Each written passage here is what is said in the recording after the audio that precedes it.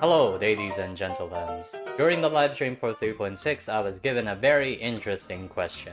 Are there any light cones actually worth getting twice? Surprisingly, I would say yes, there are actually a pretty good amount of light cones that fit in this category. I'd say around 5. But it's a bit more complicated than that on why you would want a copy of them just on pure value alone. So, in this short video, we will be going through the 5 best value light cones to get a copy of, including the why it's worth and why it may not be worth it. Let's get into it, right? No more other preamble here.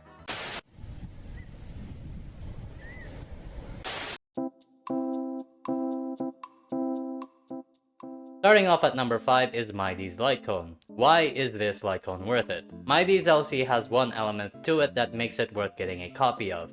The fact that as a DPS cone, multiple characters has it as a best in slot, with units like Jingliu comfortably having Mighty LC at a decently good increase from her Sig, and Blade as a side grade that has a higher ceiling over his own signature.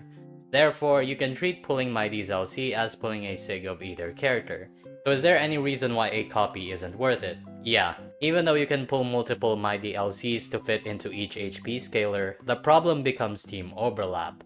Mighty, Blade, and Jingliu always overlap on 2 slots in their team, that being either Sunday, Tribi, or Hyacine. Any combination of those two is not required, but it has a significant increase over other options. Meaning, yes, you can pull for multiple Mighty LCs, but then the problem becomes, are you even gonna use 2 of them at the same time? And if you can, let's say side 1 Blade and side 2 Mighty, the other team is going to be struggling in high demand supports that you may have a better team just running something else on either one.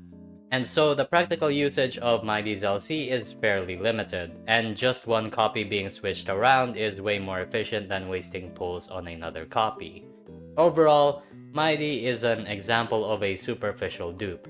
You don't even treat it as a dupe, just a signature LC of another character. It doesn't really have interactions that make duping it really interesting. Unlike the next LC. Number 4 on this list is Hyacine's LC. Why is Hyacine's LC worth it? Do I need to mention this? Okay, fine. Hyacine's LC is an incredible support stat stick for generic use, but in HP teams it goes to the moon, providing a consistent party HP drain that has strong interactions with good characters. For Hyacine herself, it gives another healing tick to fuel her damage too. The other characters that would want a dupe of this to use with Hyacine will obviously be RMC, and stacking party drains with high speed remembrance characters has proven results and is really funny in practice. What's more, there really isn't a lot of competition in remembrance for this cone, especially the drain tick being completely exclusive to Hyacine's LC alone. But it's not perfect. The problem, ironically, is not the LC itself being weak, but the characters. Let me mention Evernight first. It is not worth putting Evernight on Hyacine's LC, because Evernight's Sig is the same amount of cost and is way stronger for her personal damage. So let's talk about RMC then. RMC is a great free character, but as a Hyacine LC holder, the teams where RMC would be pretty good with it are the teams where RMC is straight up worse than Tribi, even with Tribi's 4-star options like DDD and Poised to Bloom. And the potential of Hyacine LC is kind of sus right now because of Cyrene. I will bet a good amount of money that Cyrene's LC will be stronger than Hyacine LC in more scenarios, and may end up taking her place in this list. And due to RMC's position as the avatar, a new path releasing may always just throw it all down the gutter. Overall, unlike Mighty's LC, stacking the LC for an interaction is a pretty interesting way for a dupe to be valuable, more than just a DPS having the same best in slot. The problems of stacking Hyacine LC can be considered growing pains of remembrance not having enough characters. But we're judging this in the present, so that doesn't matter, and it's not looking hot. It is viable though, but it is sketchy, and I wouldn't consider it an outright recommendation. Number 3. Herta's Signature. Herta's Signature provides a chunky amount of stats to very common damage profiles of Erudition characters, with a condition of having a high amount of energy to gain a skill point. There are 2 characters that take this to be their best in slot, Argenti and Anaxa. For Argenti, even compared to his best in slot in terms of raw stats, it is just way better due to his skill being buffed. The extra skill point utility also widens the gap in different playstyles. For Anaxa, the LC's damage difference from his own signature is actually not that far off to the point that it's negligible, but that's not the biggest factor. Due to Anaxa's flexibility, a second Herta LC is incredibly valuable, since Anaxa can either be a Herta sub DPS or a main carry that can be away from Herta. As a main DPS, Anaxa can be run with some SP intensive units like Bronya, Ceredra, and an E0 Huohua. This sig not only provides a similar amount of damage, but allows his more SP intensive supports to spam their own skill and add more damage to him. As a sub DPS, what better way to support Herta than just giving her a mountain of SP, while Hyacinth or Huohua can eat it up too for extra damage. It's just so good for either playstyle. And unlike Maidi's signature, the team overlap actually helps its value since it's pretty common to have Anaxa on one side and Herta on the other, or have both of them in the same team. So why isn't it worth it sometimes? Is there a reason why this wouldn't be practical? One small thing, the free air edition LC for Anaxa is so good that the raw damage increase is not that high. Like if you compare Jing Liu, her free-to-play Sound Hunt is nearly 30% worse than her Sig, while for Anaxa this is around 17%. But again, a very minor one since 17% is pretty average, and the gap intensifies due to the utility with Ceredra. So yeah, there are really not that many reasons it would be a bad idea. I guess if you don't run multiple eruditions, then that's a problem, but why are you pulling SIGs for a path that you don't want to use much anyway? Overall, Herta is the first one I can directly say is just straight up worth getting multiple copies of. It doesn't suffer from Maidi's team overlap problem, and its utility is much stronger.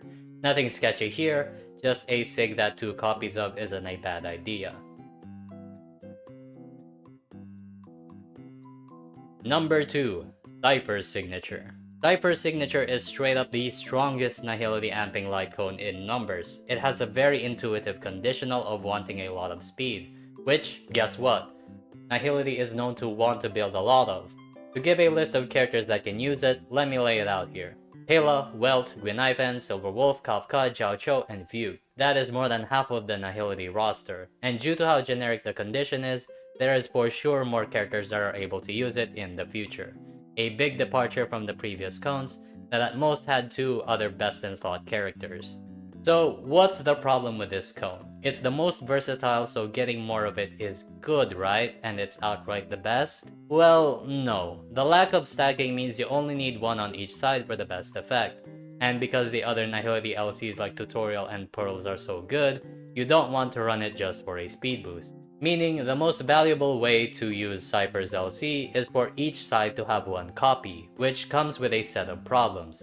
The main one being that there's very few teams that consider even the most generic Nihility unit Cypher a first choice. Even fewer, next to zero, have other Nihilities as a consideration for their teams.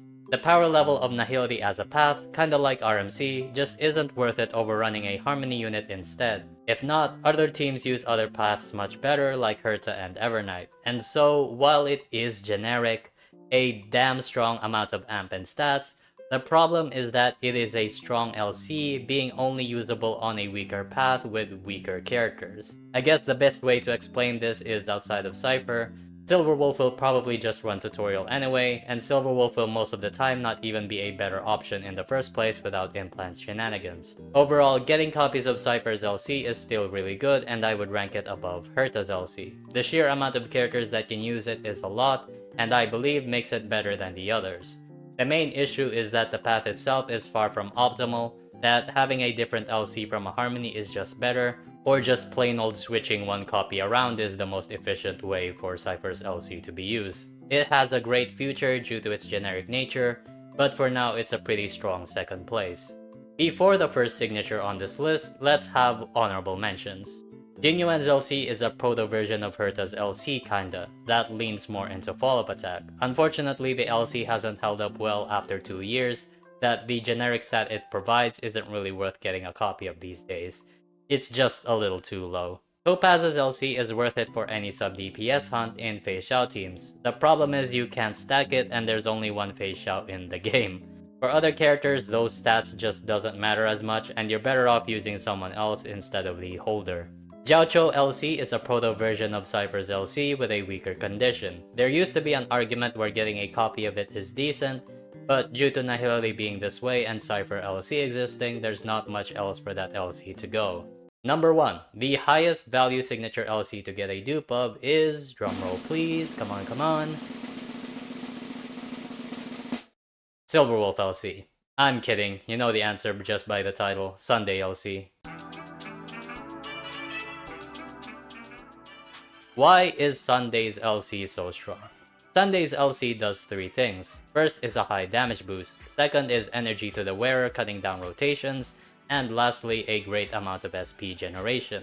This combination of attributes make it strong for a set of very strong characters, Cerebra, Sparkle, and Bronya. For Cerebra, using a Sunday copy is worth it for more SP since her own stats is largely ignorable and sometimes her playstyle can be SP intensive. For Sparkle, the extra SP makes it the best for Archer teams, which are her best teams right now, and for Bronya, she's a second Sunday, so obviously she'll have it as her best in slot. These 3 characters are used for one of the most popular archetypes, the Hyper Carry archetype, and because they are so high demand, running Sunday on one team while the others are elsewhere is a very common scenario. To illustrate this, let's conjure up a list where 2 copies of Sunday LC can help. Pick 2 characters from the list that I'm about to say, and that combination will find that a Sunday Sig is very useful.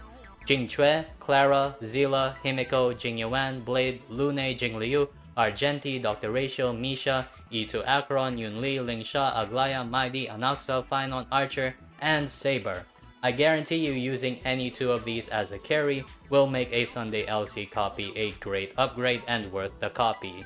But it still isn't perfect. Unfortunately, any Harmony LC always has to look at DDD over their shoulder. DDD is by far one of the strongest LCs in the game. Even in lesser hands, it is incredibly powerful, and in the best hands, it can be outright game breaking and reaches ceilings other LCs cannot touch. Because the damage boost isn't stackable too, just like Cypher's, the best way to use Sunday Sig is usually 1 on each side and a DDD, which again is much more common, but still it's hard limited by 2 copies being its best use case. And to be fair, DDD S5 is statistically harder to get than a Sunday LC copy. This is verifiably true by the way, so unlike Anoxa's free-to-play event cone and tutorial, the alternative is pretty expensive. As more archetypes open up that depend less on hypercarry harmonies, this LC can get weaker, but so are the others. And right now, Sunday's LC is just so powerful for strong characters that I cannot say it's worse than any other 5-star LC, and is well worth an extra copy of. Overall, Sunday's LC I can confidently say is the most valuable LC to get a copy of. Its only issue is DDD existing, and if that's your only concern as an LC, that is almost nothing. Compared to Cypher's LC, it's less versatile, but its SP utility is much stronger, and the characters that use it are much more high demand. Compared to Hertas and Mighties, it is used on supports, which are more valuable due to their flexibility, in case the DPS characters that use them get power crept. Sunday LC is truly the GOAT. Anyway, that's all for now. Thank you for watching. I hope you guys like this video, and if you disagree, I really want discussions about this topic because I feel it's very interesting. Please comment down below on how you would rank the light cones in terms of if you want to get a duplicate of them or not. Again, this is just my opinion, so I might be wrong. I base it on facts, but you know, sometimes I just get to the wrong conclusion with the right steps. And yeah, I hope you guys like this video, and I'll see you later. Bye bye! Oh, thanks to my members too.